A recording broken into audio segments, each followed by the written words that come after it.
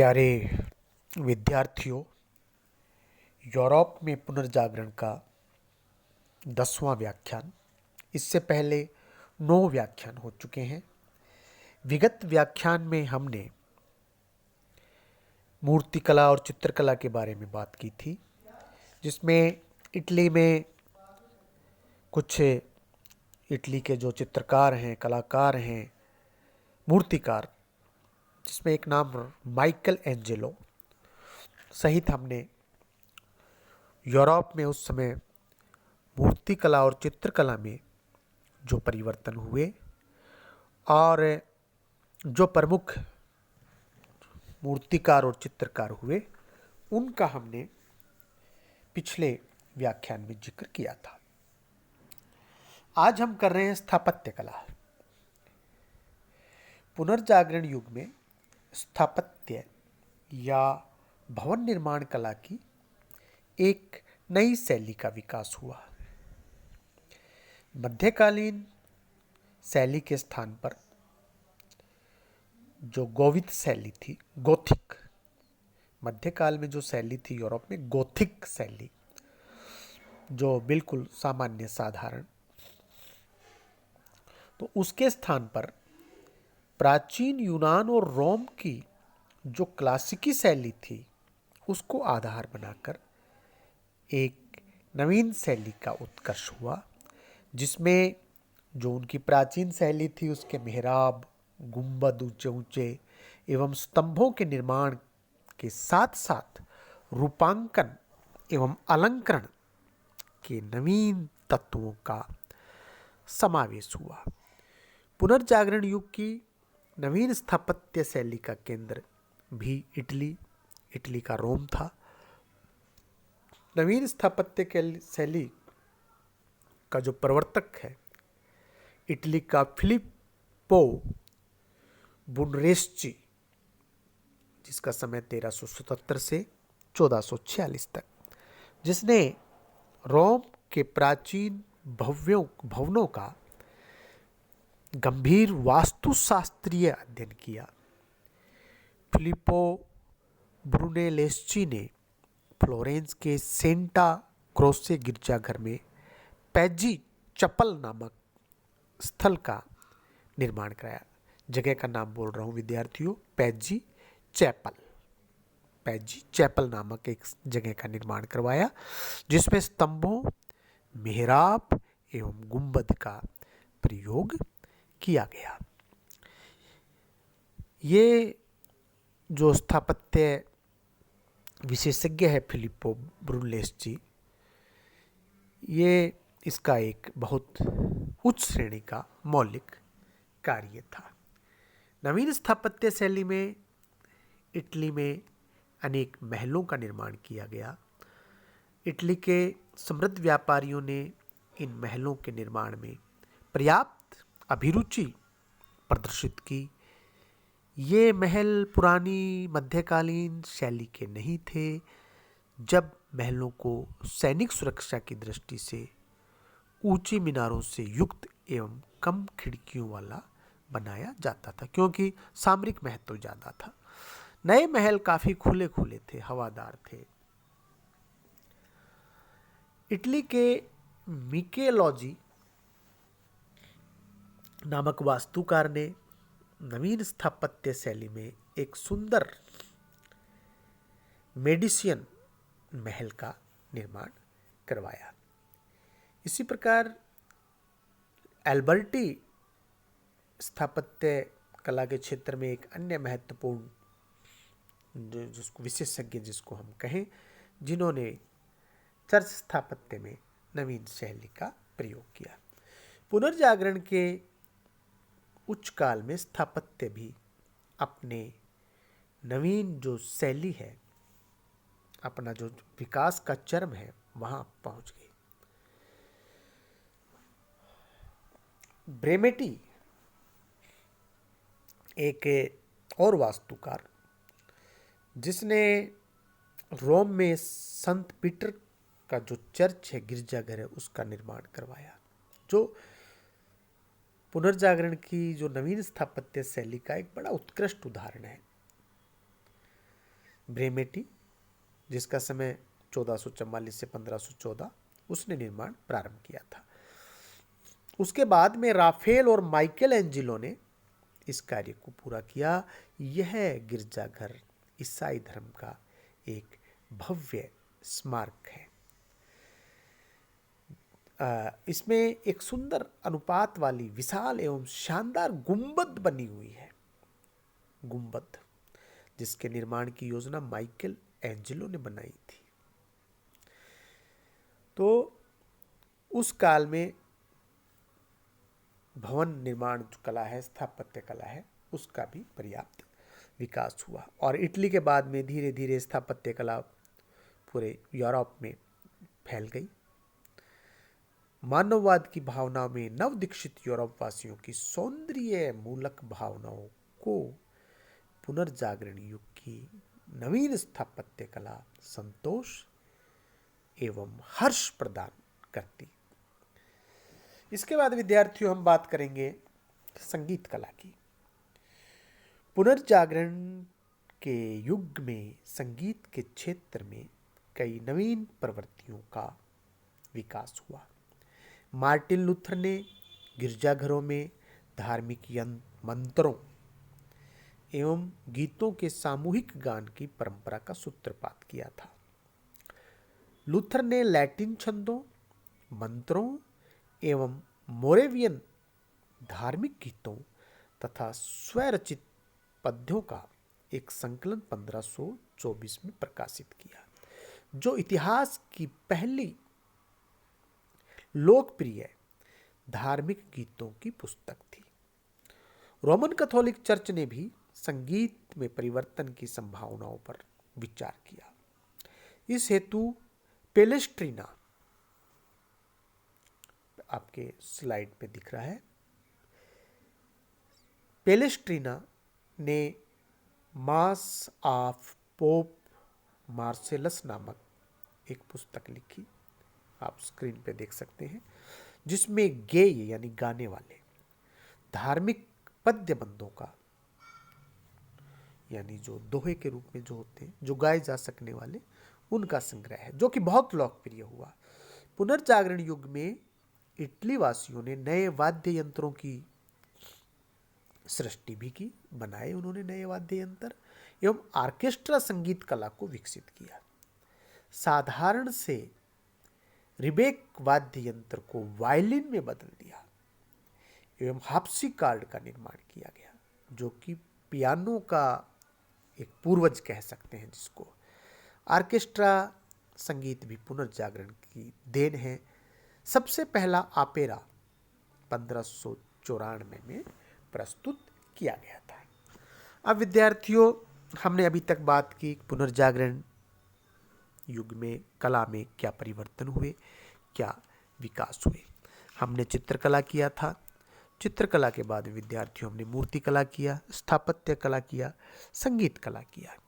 अब बात आती है विज्ञान के क्षेत्र में पुनर्जागरण। देखिए, वैज्ञानिक मनस्थिति का विकास भी पुनर्जागरण युग की एक महत्वपूर्ण देन थी। वैज्ञानिक मनस्थिति या चेतना का अर्थ है प्राकृतिक एवं मानवीय संसार में बिना प्रमाण या सिद्धि के किसी भी कार्य कारण संबंध को स्वीकार न करना, यानी कि तर्क किस पे जो बात सिद्ध होगी। मध्यकालीन यूरोप में ईसाई धर्मशास्त्र एवं धर्म गुरुओं के कथनों पर उन्हें स्वयं सिद्ध सत्य मानकर आंख बंद करके विश्वास किया जाता था। अंधविश्वास और जादुई पद्धतियों का बोलबाला था। लोग इस लोक या प्रत्यक्ष संसार से साक्षात्कार न कर परलोक सुधारने की रहस्यवादी धार्मिक क्रियाकलापों में उलझे हुए थे। यानी कि इस लोक से ज़्यादा जो चिंता है, इस जीवन से ज़्यादा जो चिंता है कि मरने के बाद व्यक्ति कहाँ जाएगा, ये थी। हमने इस पर बहुत विस्तार से बात की हुई है विद्यार्थियों। पुनर्जागरण में कुछ ऐसी प्रवृत्तियों का उदय हुआ जिन्होंने वैज्ञानिक चेतना के मार्ग, जो विकास का जो मार्ग है, वो प्रशस्त किया।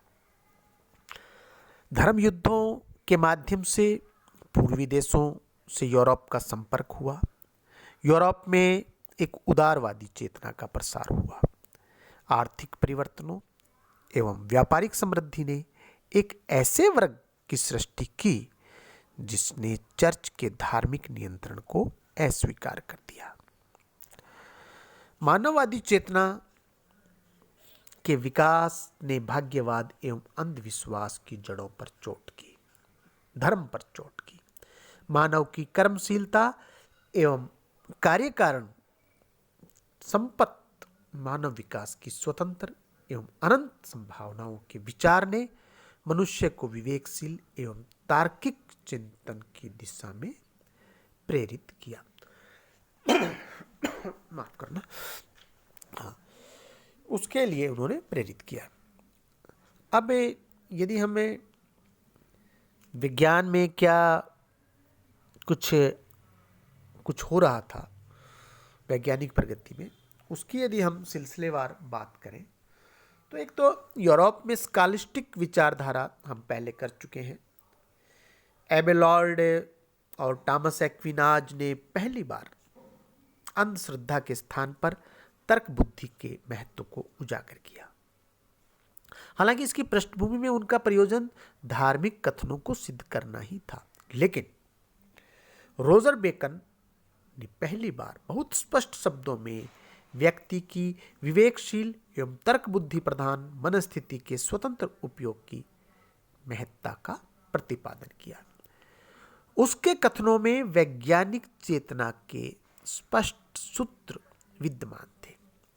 पेरिस यूनिवर्सिटी में अपने एक व्याख्यान में उसने कहा कि प्रयोग से ही प्राकृतिक रासायनिक वस्तुतः स्वर्ग और पृथ्वी पर अवस्थित सब वस्तुओं का ज्ञान प्राप्त किया जा सकता है। रोजर बेकन ने कुछ ऐसे वैज्ञानिक सिद्धांत प्रतिपादित किए जिसमें मोटर, हवाई जहाज, स्टीम वाले जहाज के आविष्कार की संभावनाओं को व्यक्त किया गया। रोजर बेकन के इन कथनों को चर्च ने बड़ा खतरनाक माना और उसे जेल में डाल दिया। उसके बाद भी ये बात जो है खत्म नहीं हुई और लोग जो है कार्य करते रहे। फ्रांसिस बेकन ने और अधिक पुरजोर शब्दों में वैज्ञानिक चेतना के महत्व पर प्रकाश डाला। उनकी पुस्तक द एडवांसमेंट ऑफ लर्निंग ने प्राकृतिक तथा भौतिक विज्ञानों के अध्ययन की आवश्यकता पर जोर दिया। दकार्त के अनुसार किसी भी बात पर हमें विश्वास नहीं करना चाहिए, पहले उस पर को संदेह की दृष्टि से देखना चाहिए। ये बहुत महत्वपूर्ण बात थी उस समय में विद्यार्थियों। अब यदि हम खगोल शास्त्र की बात करें तो पोलैंड में निकोलस कॉपरनिकस ने एक क्रांतिकारी खोज की। इससे पूर्व ईसाई धर्म के सभी स्कूलों में टालमी द्वारा प्रतिपादित ब्रह्मांड के जियोसेंट्रिक सिद्धांत को अंतिम सत्य मानकर पढ़ाया जाता था। जियोसेंट्रिक सिद्धांत के अनुसार पृथ्वी ब्रह्मांड के केंद्र में स्थित थी तथा सूर्य, तारे और ग्रह पृथ्वी की परिक्रमा करते थे। निकोलस कॉपरनिकस, जो कि पोलैंड का रहने वाला था, ने अपनी वेधशाला में किए गए आकाशीय पिंडों के दीर्घकालिक प्रेक्षणों के आधार पर अपनी पुस्तक on the revolutions of celestial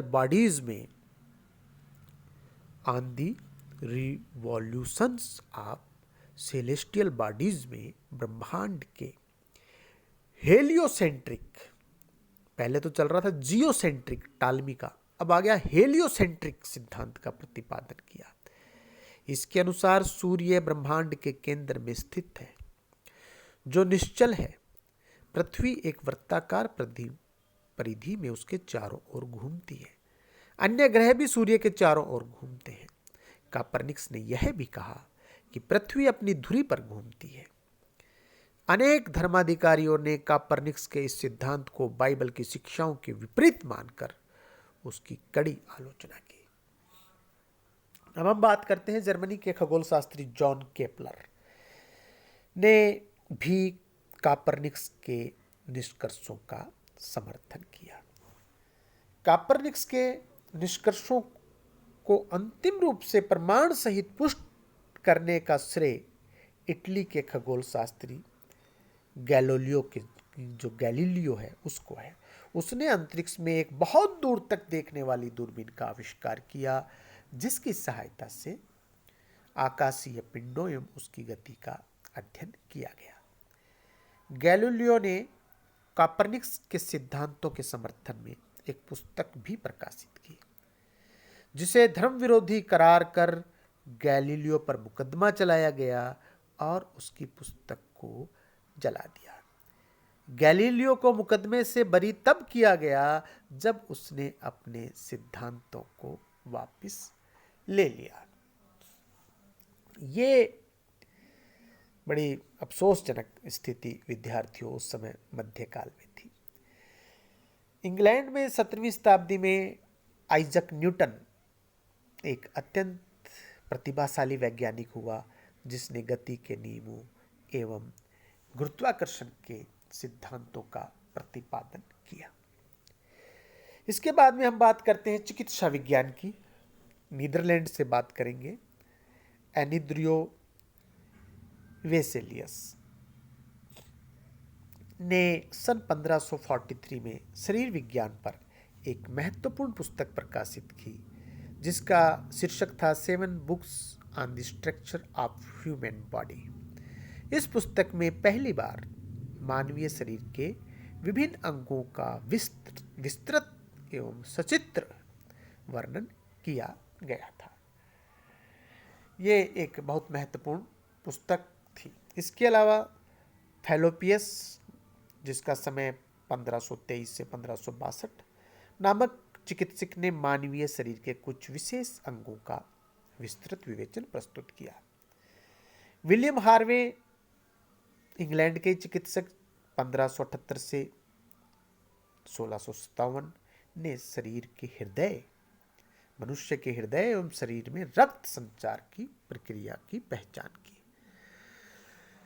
इसके बाद में है भौतिकी। यदि भौतिक विज्ञान की बात करें तो गिलबर्ट 1540 से 1603 ने चुंबकीय गुणधर्म, मैग्नेटिक प्रॉपर्टीज को समझने की दिशा में अनेक प्रयोग किए। इससे विद्युत शक्ति की खोज का मार्ग प्रशस्त हुआ। स्टीवन, जिसका समय 1548 से 1620 ने शक्तियों के समानांतर चतुर्भुजीय दबाव के नियमों को खोजा एवं तरल पदार्थों के दबाव में उसका प्रयोग करके देखा। रसायन शास्त्र में कार्डस ने सल्फ्यूरिक एसिड एवं अल्कोहल से ईथर का निर्माण किया, तो हेलमोंट ने कार्बन डाइऑक्साइड की खोज की। गणित के क्षेत्र में यूरोप को पूर्वी देशों से उनके संपर्क से प्रचुर लाभ मिला। मुसलमानों के माध्यम से यूरोप वासियों को बीजगणित के कुछ सिद्धांत एवं अरब संख्यांकों की जानकारी मिली। यूनानियों ने उन्हें अंकगणित एवं रेखागणित का ज्ञान प्राप्त हुआ। यूनानियों से यूरोप के लोगों को। प्रोफेसर जे स्वेन के अनुसार 16वीं सदी में गणित के क्षेत्र में कई बड़े नाम हुए, अच्छी प्रगति हुई, त्वरित प्रगति हुई। वाणिज्यिक और वैज्ञानिक क्रियाकलापों में सहायक सूचनाओं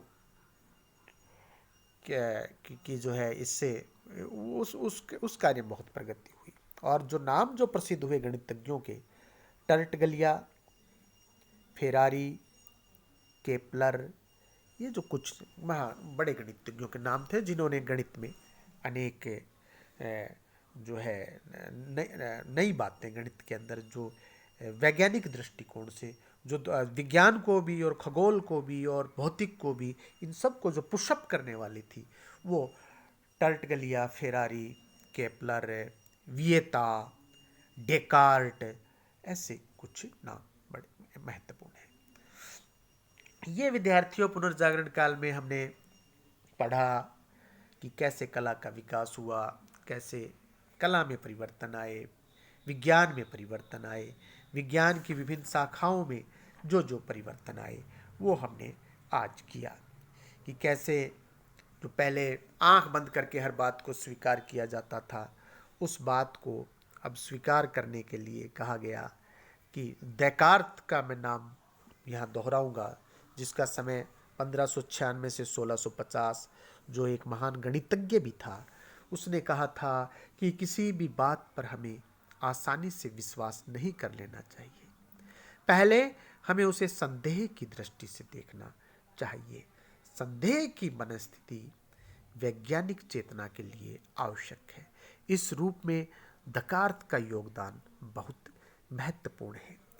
और फिर देखिए कि कैसे जो कॉपरनिक्स हैं, कॉपरनिक्स ने जो एक पूरा जो पहले से थ्योरी आ रही थी उसी को चेंज कर दिया। पहले जो जियोसेंट्रिक सिद्धांत था, कहा गया कि पृथ्वी तो बिल्कुल स्थित है और सूर्य, चांद, तारे ये सब उसकी परिक्रमा कर रहे हैं। कॉपरनिक्स बोले नहीं, सूर्य स्थिर है, बाकी सब उसके चारों तरफ घूम रहे हैं। नई थ्योरीज वहाँ पर आई। गैलीलियो ने एक बहुत शक्तिशाली दूरबीन, दूर तक देखने की दूरबीन का विकास किया और कॉपरनिक्स के समर्थन में एक पुस्तक प्रकाशित की। आप जानते हैं उस पुस्तक को जला दिया गया, गैलीलियो पर मुकदमा किया गया, और जब गैलीलियो ने अपनी बातें वापस ली तब उसको मुकदमे से बरी किया गया। इसी काल में आइजैक न्यूटन गुरुत्वाकर्षण और गति के जो नियम हैं वो इसी काल में वो हुए थे।